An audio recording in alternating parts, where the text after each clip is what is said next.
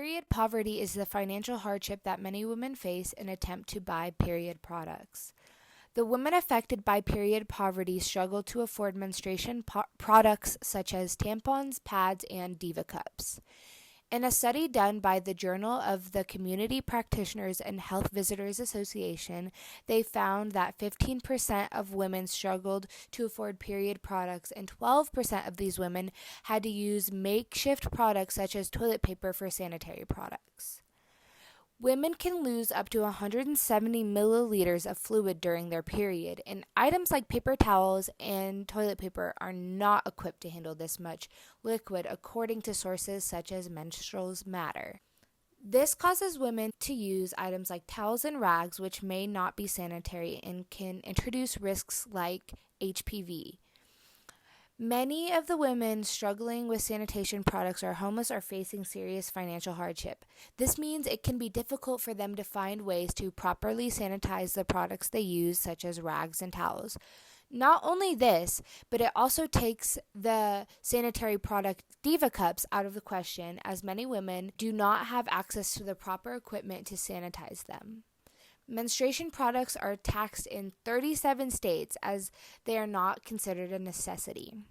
The feminism movement has been working to help end period stigma and help fight against the struggles of period poverty.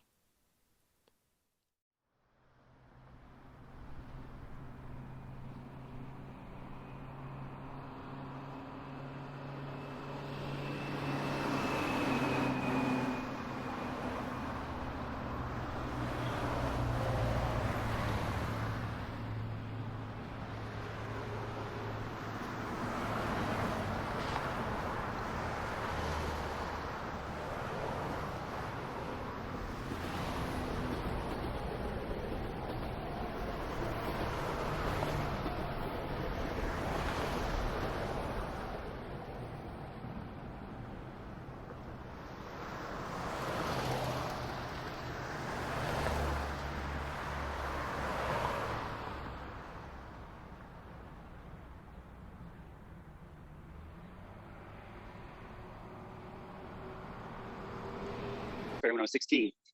I wanted to pursue a career in federal law enforcement, and I felt that that was a way for me to serve the community and make society a little safer place for people. And it wasn't until I came out as being trans that I realized that I was part of a new community to me, and that community needed support. And as someone who wanted to help people and do things for people, I should become an activist. And that's when I started to work on different bills, helping the legislators with testifying, doing a lot of things down there and going to rallies and all the things that activists would do. And then someone said, hey, you should run for office. You'd be really good at it. And I was like, well, maybe, but, I'm a trans person. Am I ever going to get elected? And, that was a big question because nobody had run for a seat that I was looking to run for who was trans, never won.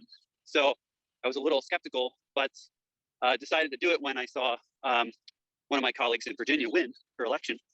And that pushed me to run for the position. And then here I am.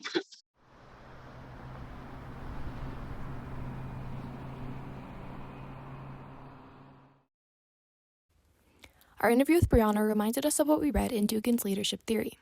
Dugan described how impactful prototypes are when selecting leaders. Prototypes vary between cultures as they are heavily impacted by socialization, which changes the shaping of cognitive schemas. In the United States, the typical leader prototype is a white male, usually middle-aged. Dugan also notes that the impact of social stratification on leader prototypes is not based on any one social identity, but the dynamic and intersectional relationship among them. This is a key distinction to make when we discuss Brianna. She is white or white passing, which is more aligned with the common leader prototype. However, she is a woman, which is an identity that is seen as less believable in comparison with male colleagues when exercising agency. She's also transgender.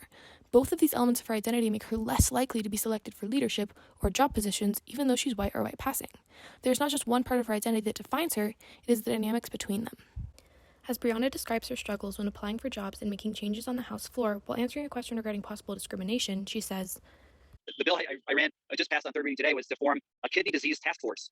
And they fought me on this and made a big deal about it on the House floor. for what purpose? For no reason. Like, we're just trying to understand an issue, and they were just trying to, get in the way and make it look like that the work that I was trying to do is not good. And was it because I'm a trans person and they don't support trans people, or was it because I'm a Democrat in a difficult seat and they want to make me out to look bad?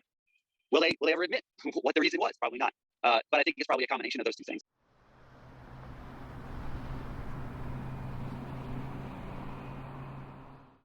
You should never have to wait for things to happen if you don't see it happening. Take it upon yourself to do it. Sometimes you have to do it and then ask for permission later. But you're never going to get where, if you're fighting against a system that's against you, you have to kind of take things, grab the bull by the horns in a way, and do things proactively and get ahead of it. So if you don't have any organizations, find out who does in other places, find out what they did, look at different models, have conversations, find supportive faculty that'll help you, and then look to form those organizations and then recruit people to join. And if you have any trouble with your administration, reach out to people who are wield some power to help you twist some arms. That might be me. I don't know. Might be somebody else.